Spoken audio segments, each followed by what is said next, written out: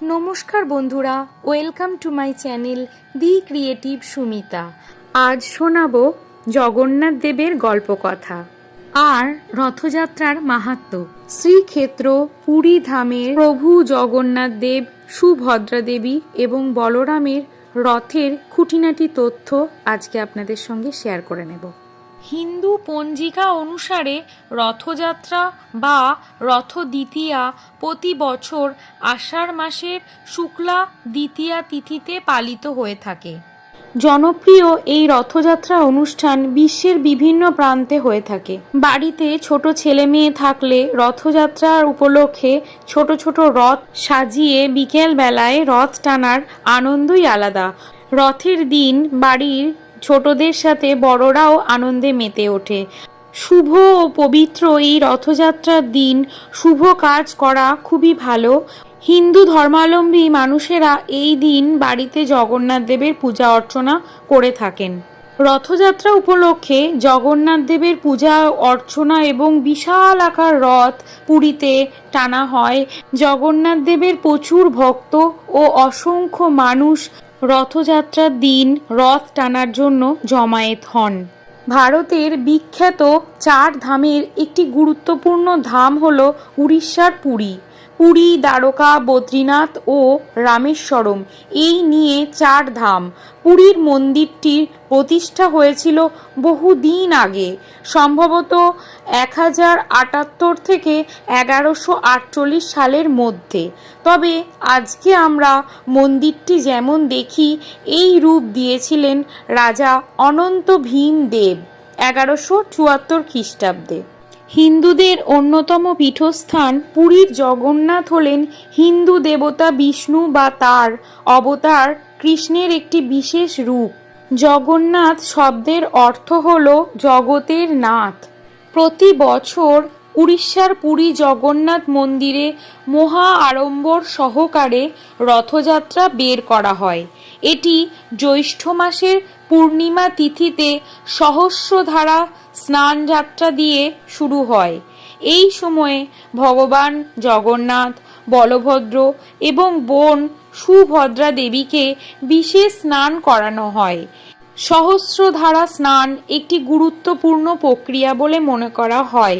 এই প্রক্রিয়ায় ভগবানকে 108 ঘড়া জল ঢেলে স্নান করানো হয়। জ্যৈষ্ঠ মাসের পূর্ণিমা তিথিতে এই উৎসব পালিত হয়।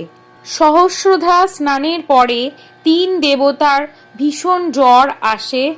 ভক্তদের বিশ্বাস, এই যে স্নান করার পরে বলভদ্রদেব, সুভদ্রা দেবী এবং জগন্নাথ দেব অসুস্থ হয়ে পড়েন, যার কারণে তারা 14 দিন ধরে বিশ্রাম নেন।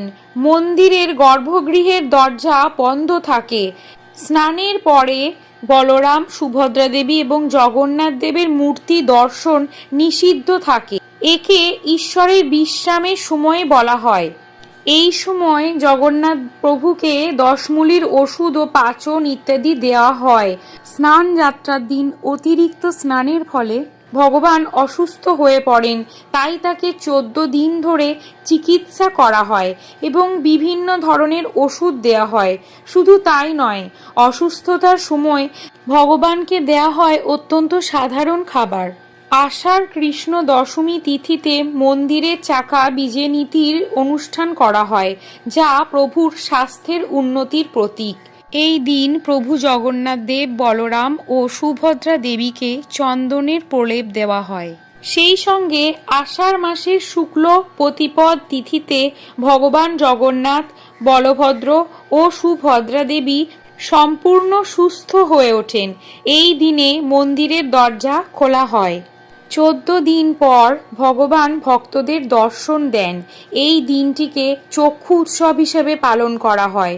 নেত্র উৎসবকে নবযৌবন দর্শনও বলা হয়। চক্ষু উৎসব বা নেত্র উৎসবের পরের দিনই বিখ্যাত জগন্নাথ যাত্রা শুরু হয়, যেখানে 3টি দেবতাই বিশাল রথে উপবিষ্ট থাকেন। এই রথগুলো শত শত ভক্তরা টানে। পুরীর রথ নির্মাণের জন্য ব্যবহার হয় বিশেষ কাঠ। ফার্সি, ভাউনরা, আসানা, এই 3 ধরনের কাঠ দিয়ে তৈরি হয় রথ।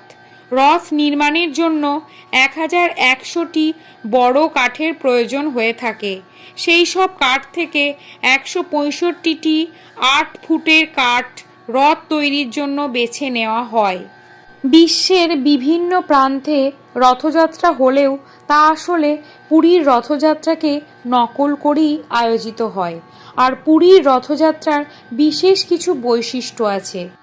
খুবই ভক্তি নিষ্ঠার সঙ্গে প্রভুর রথ তৈরি করেন শিল্পীরা। জগন্নাথ দেবের রথের নাম নন্দী ঘোষ বা কপিধ্বজ। এই রথের 16টি চাকা। এই 16 চাকার অর্থ 10 ইন্দ্রিয় আর 6 রিপু। জগন্নাথ দেবের রথের উচ্চতা 44 ফুট। বলভদ্রের রথের নাম তালধ্বজ বা হলধ্বজ। এই রথের 14টি চাকা, যার অর্থ 14টি ভুবন। বলভদ্রের রথের উচ্চতা 43 ফুট। সুভদ্রার রথের নাম দর্পদলন বা পদ্মধ্বজ। এই রথের 12টি চাকা, যার অর্থ 12 মাস। সুভদ্রার রথের উচ্চতা 42 ফুট। জগন্নাথ দেবের এই রথগুলি সম্পূর্ণ কাঠের তৈরি। রাস্তা দিয়ে গড়িয়ে যাওয়ার সময় কাঠের কড়কড় শব্দ হয়। সেই শব্দকে বলা হয় বেদা। পুরীর রথ চলার সময় রাস্তায় 3টি দাগ পড়ে। এই 3টি দাগকে বলা হয় গঙ্গা, যমুনা, সরস্বতী। যারা দড়ি ধরার সুযোগ পান না, তারা যদি এই চাকার 3টি দাগের ধূলি গ্রহণ করেন, তাহলে গঙ্গা, যমুনা, সরস্বতীতে স্নানের পুণ্য লাভ হয় বলেই বিশ্বাস ভক্তদের। রথযাত্রার দিন প্রতিটি রথকেই 50 গজ দড়ি দিয়ে বেঁধে টেনে নিয়ে যাওয়া হয়। রথ নির্মাণের কাঠ সংগ্রহ শুরু হয় বসন্ত পঞ্চমী বা সরস্বতী পুজোর দিন থেকে। কাঠগুলো নির্দিষ্ট পরিমাণে কাটা শুরু হয় রাম নবমী তিথি থেকে। রথের নির্মাণ কাজ শুরু হয় অক্ষয় তৃতীয়া থেকে। রথ তৈরিতে কোনো ধাতু ব্যবহার করা হয় না। রথের পেরেকও তৈরি হয় কাঠ দিয়ে। 3টি রথ তৈরি করতে প্রায় 2 মাস সময় লাগে। রথযাত্রার আগে জগন্নাথ, বলরাম এবং সুভদ্রাকে 208 কেজি সোনার গহনা পরানো হয়। রথের দিন ওড়িশার রাজা সোনার হাতলের ঝাড়ু দিয়ে রথটি পরিষ্কার করেন, পথও পরিষ্কার করে দেন, সঙ্গে চন্দন ছিটিয়ে দেন। রথযাত্রার সময় ডাহুকাবলি গান গাওয়া হয়। স্থানীয়দের বিশ্বাস, এই ডাহুকাবলি গান না করলে রথ চলাচল করে না।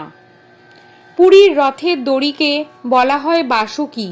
সেই জন্য পুরীর রথের দড়ি ধরলে পূর্ণ হয়, বাসুকির কৃপা লাভ হয়। এই 3টি রথের রথী বা যাত্রীদের বলা হয় দারুক।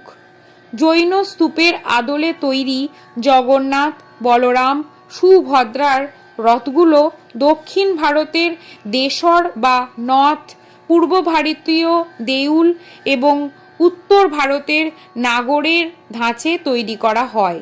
রথযাত্রার দিন প্রভু জগন্নাথ দেব, সুভদ্রা দেবী এবং বলরামকে রথে বসিয়ে আড়ম্বরপূর্ণ শোভাযাত্রা করে তাদের মাসির বাড়ি গুন্ডিচা মন্দির নিয়ে যাওয়া হয়।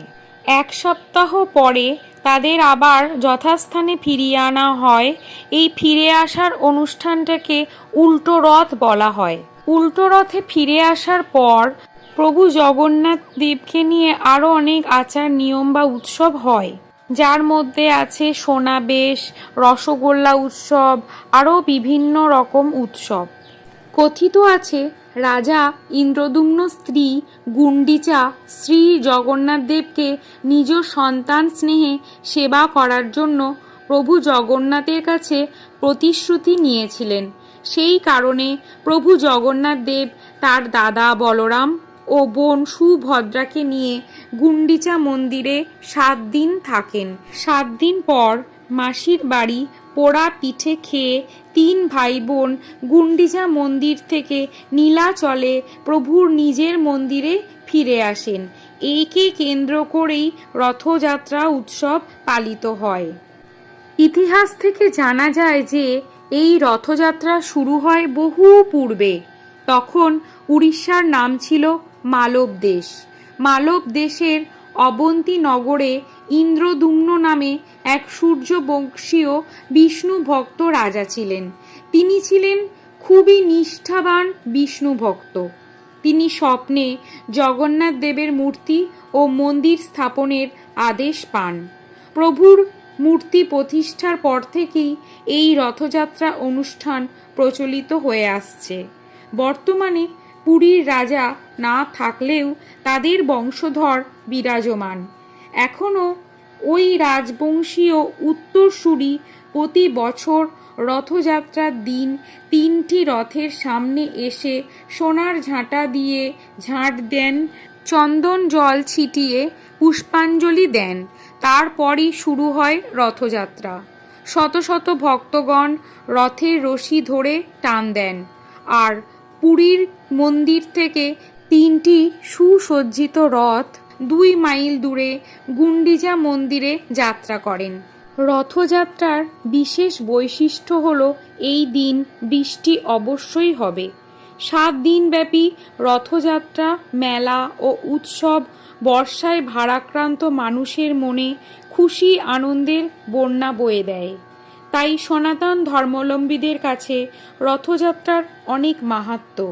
এই পুণ্য ফল আরোহণ করার জন্য দেশ বিদেশ থেকে পুরীতে প্রচুর দর্শক সমাগম হয়। তাছাড়া জানা যায় যে শ্রী চৈতন্যদেব জগন্নাথ দেবের মধ্যেই শ্রীকৃষ্ণের সন্ধান পেয়েছিলেন। হিন্দু ধর্মমতে রথযাত্রার দিনটি অত্যন্ত শুভ।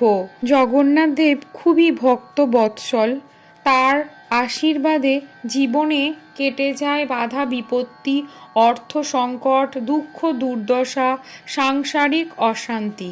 রথের রশির স্পর্শ করলে সব পাপ থেকে মুক্তি পাওয়া যায় আর অশ্বমেধ যজ্ঞের সমান ফল লাভ করা যায়। প্রভু জগন্নাথ দেবের বাম দিকে থাকে কাষ্ঠরূপী সুদর্শন চক্র। প্রভুর হাতে থাকার কারণে সুদর্শন চক্রের খুব অহংকার হয়েছিল। তাই জগন্নাথ দেব তার দর্প চূর্ণ করার জন্য সুদর্শনকে কাষ্ঠরূপ দান করেছিলেন। বৈষ্ণব ধর্মাবলম্বী ভক্তরা মনে করেন শ্রীকৃষ্ণ দ্বারকা থেকে বোন সুভদ্রা ও বড় ভাই বলরামকে নিয়ে কুরুক্ষেত্রে যাত্রা করেছিলেন। সেই সংবাদ পেয়ে বৃন্দাবন অধিবাসীরা তাকে দর্শন করতে কুরুক্ষেত্রে এলেন। সেখানে শ্রীকৃষ্ণের দর্শন করতে রাধারানীও এসেছিলেন। তিনি তার দর্শন পেয়ে ব্যথিত হয়েছিলেন। তিনি তার সঙ্গীদের বললেন যে আমার সেই বৃন্দাবনের শ্রীকৃষ্ণের সাথে এই দ্বারকাধীশ শ্রীকৃষ্ণের কোনো মিলই পাচ্ছি না। তখন তার সাথীরা অর্থাৎ ব্রজবাসীগণ শ্রীকৃষ্ণের রথকে বৃন্দাবনের দিকে নিয়ে গিয়েছিল। সেই রথেই ছিলেন বলরাম, সুভদ্রা এবং শ্রীকৃষ্ণ অর্থাৎ জগন্নাথ। বৈষ্ণব ভক্তরা মনে করেন তখন থেকেই 3 ভাই বোনকে নিয়ে রথযাত্রা উৎসব শুরু হয়। ব্রজবাসীগণের উল্লাস আবেগ সম সকল ভক্তই ভগবানের নাম গান কীর্তন করতে করতে এই উৎসবে অংশগ্রহণ করেন। আজকের ভিডিওটি যদি আপনাদের ভালো লাগে তবে ভিডিওটিকে লাইক ও শেয়ার করে দেবেন আর আমার চ্যানেলটিকে সাবস্ক্রাইব করে দেবেন। পাশে থাকা বেল আইকনটি অবশ্যই প্রেস করে দেবেন যাতে নতুন ভিডিওর নোটিফিকেশন আপনাদের কাছে পৌঁছে যায়। আর কমেন্ট করে জানাবেন কারা শ্রীক্ষেত্রে জগন্নাথ দেবের রশি স্পর্শ করেছেন। সম্ভব হলে সকলে প্রভু জগন্নাথের নামে একটি কমেন্ট করে দেবেন। জয় জগন্নাথ, জয় জগন্নাথ। জগন্নাথ স্বামী নয়ন পথগামী ভব তুমি। কৃপাময় প্রভু জগন্নাথ দেবের আরও অনেক লীলা গল্পকথা আমি পরবর্তী ভিডিওতে চেষ্টা করব আপনাদের সঙ্গে শেয়ার করে নিতে। আপনাদের সকলকে রথযাত্রার অনেক অনেক শুভেচ্ছা। সকলে প্রভু জগন্নাথ দেবের কৃপায় সুস্থ থাকবেন, ভালো থাকবেন, আনন্দে থাকবেন আর সাবস্ক্রাইব করে আমার পাশে থাকবেন।